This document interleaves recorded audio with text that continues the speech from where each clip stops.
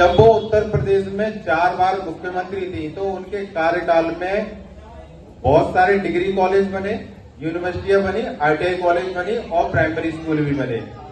और किसी भी सरकार ने अभी तक के इतिहास में बैकलॉग को नहीं भरा था। माननीय बहन जी जब पूर्ण बहुमत से सरकार में आई, सबसे पहले जो उनके हाथ में था, आयोग की नौकरियों को छोड़ करके सभी नौकरियों का बैकलॉग भरने का पूरा काम किया था। मैं अलीगढ़ से बिलोंग करता हूं और मेरे बड़े भाई थे, उनका भी बैकलॉग में रोडवेज में जॉब लगा था। तो मैं भी और मेरा पूरा परिवार माननीय बहन जी का ऋणी है। और माननीय बहन जी ने अपने सिद्धांतों में कभी समझौता नहीं किया। आपको एक बात बताएं कि बाबा साहब का एक ही नारा था, शिक्षित बनो, संगठित रहो, संघर्ष करो। इस पे सही से अगर कोई व्यक्ति उतरा है तो वो है मान्यवर काशीराम साहब, उसके बाद में माननीय बहन जी। क्योंकि आप जी के चरणों में नमन करते हुए और बहुजन समाज में जन्मे समस्त संतों, महापुरुषों, वीरांगनाओं के चरणों में नमन करते हुए मंच पर उपस्थित आज के मुख्य अतिथि श्री रतिराम जी प्रदेश महासचिव और समस्त मंच को मेरा सादर नमन और सभी उपस्थित सभी साथियों को मेरा जय भीम। साथियों, आज यहाँ जो मीटिंग हो रही है ये सेक्टर लेवल की बीएसपी की मीटिंग है और मैं आपको बीएसपी के बारे में ज्यादा तो नहीं, थोड़ा थोड़ा बताना चाहूंगा। आजकल लोगों में काफी भ्रम फैले हुए हैं कि काम कैसे होता है कैसे नहीं होता। ज्यादातर लोग क्या है कि आए दिन किसी एक ने भड़का दिया और हम चल दिए रोड पर निकल करके, और उसका नतीजा ये होता है कि हम काम करने की बजाय उस जो रोड पर निकल के जाते हैं अपने किसी साथी पर, किसी उस पर जब कोई घटना हो जाती है, केस लग जाते हैं, तो हम आगे बढ़ने की बजाय हम पीछे उसे बचाने लग जाते हैं। तो हमारा मिशन आगे चलने की बजाय वो पीछे को बैक होना शुरू हो जाता है। बाबा साहब ने कहा था कि इस मिशन को अगर तुम आगे न ले जा पाओ तो कभी पीछे मत होने देना। तो उन्होंने कहने मतलब यही है कि आप समाज को किसी भी तरीके से अगर भले आगे ना ले जा पाओ, लेकिन किसी भी हालत में हमारे किसी युवा का नुकसान नहीं होना चाहिए, किसी बुजुर्ग का नुकसान नहीं होना चाहिए, किसी माँ बहन पर अत्याचार नहीं होना चाहिए। ये हमारा मिशन था। अब आजकल देख रहे हैं कि बीएसपी थोड़ा सा कमजोर क्या हुई, मिशन में कमजोर नहीं, वोटों में कमजोर हुई थोड़ी सी।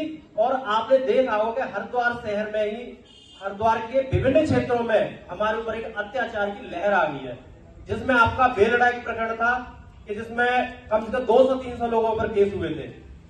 वो यही कारण था कि आप कमजोर हुए, पार्टी कमजोर नहीं हुई, आप कमजोर हुए हो।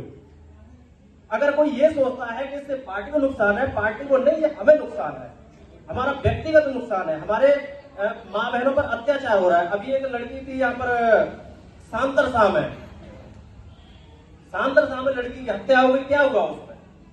अगर यही चीज सोचो कि आपके यहाँ पर ज्यादा से ज्यादा विधायक होते या पहले की तरह सरकारें होती तो क्या आप पर ये अत्याचार होते? सोचो एक बार, क्या होते बताओ? नहीं होते। अगर नहीं होते तो इसके लिए हमें सबको काम करना पड़ेगा, सबको धीरे धीरे काम करना पड़ेगा। ये नहीं कि एक साथ उबाल लिया काम किया और कल को घर बैठ गए। ये जिम्मेदारी सबकी है। बीएसपी का एक मूल मंत्र है मान सम्मान सुरक्षा।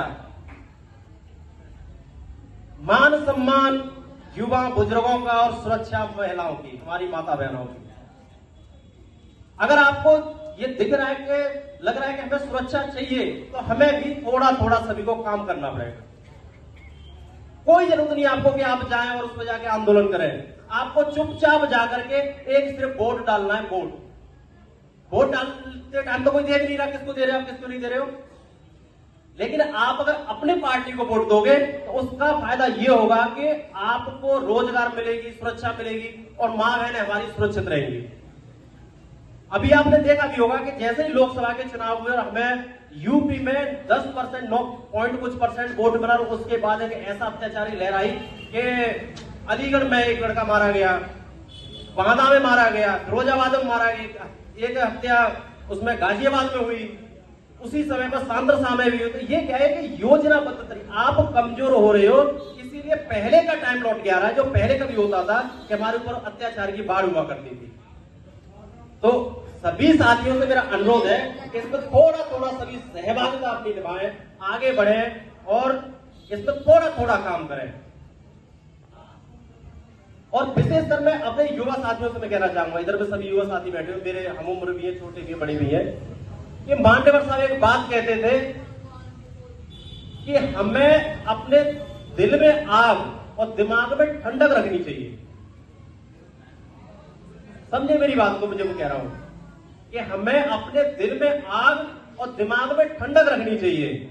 अभी किसी ने कह दिया तो तुरंत उबाल नहीं लेना, बल्कि उस चीज को सोचो, समझो और फिर धीरे धीरे काम करो। काम भी करना है और साथ में अपने आप को सुरक्षित बचाव भी रखना है। और साथियों, मेरे एक कहना और है, सभी आप सभी युवा साथी हैं कि बीएसपी का उद्देश्य है किसी जाति से संघर्ष करो, से संघर्ष करो।